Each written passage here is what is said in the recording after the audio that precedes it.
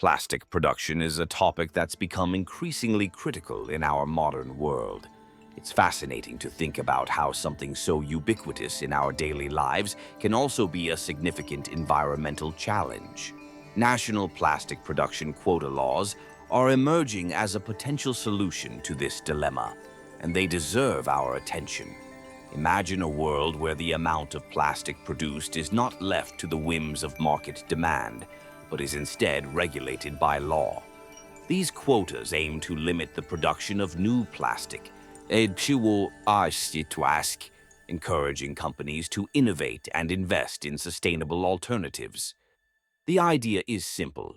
Set a cap on how much plastic can be produced each year, forcing manufacturers to rethink their strategies. This could lead to a dramatic reduction in plastic waste, which is a win for our planet. Countries like Canada and members of the European Union are already exploring or implementing such laws. They recognize that the plastic crisis is not just a local issue but a global one. By establishing quotas, these nations are taking proactive steps to curb pollution and promote recycling. The hope is that by limiting production, we can also stimulate the development of biodegradable materials and other eco-friendly solutions. But how do these quotas work in practice? Essentially, governments would set a maximum limit on plastic production for each company, based on their previous output and environmental impact. Companies that exceed their quotas could face hefty fines or be required to purchase credits from those who stay under their limits.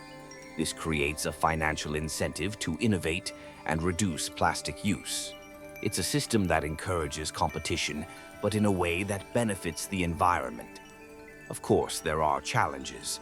The plastic industry is massive, and many companies rely on plastic for their products. Transitioning to sustainable materials isn't always straightforward or cost-effective. Critics argue that quotas might lead to job losses in traditional manufacturing sectors.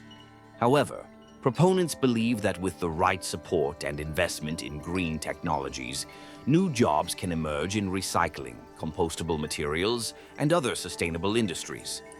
Public awareness and consumer behavior also play a crucial role in the success of these laws. As consumers become more environmentally conscious, they demand change. This pressure can drive companies to adapt, making it easier for governments to implement and enforce quotas.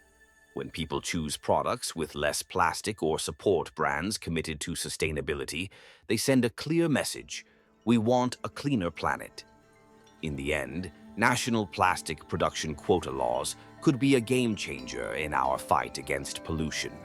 They represent a shift in how we view plastic, not just as a convenient material, but as a resource that needs to be managed responsibly.